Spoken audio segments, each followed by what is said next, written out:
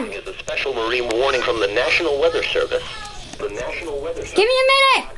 has issued a special marine warning for nearshore waters from Wilmette Harbor to Michigan City, open waters from Wilmette Harbor to Michigan City out to Mid-Lake until 7 o'clock p.m. At 4:52 p.m., a severe thunderstorm was indicated by radar, producing strong winds 34 knots or greater in Mark Hale 20 nautical miles west of Calumet Harbor, moving east at 25 knots. Winds gusted to 50 miles per hour at the Weather Service office in Romeoville with this storm. This thunderstorm will be near Calumet Harbor around 5:40 p.m. Orders should seek safe harbor immediately until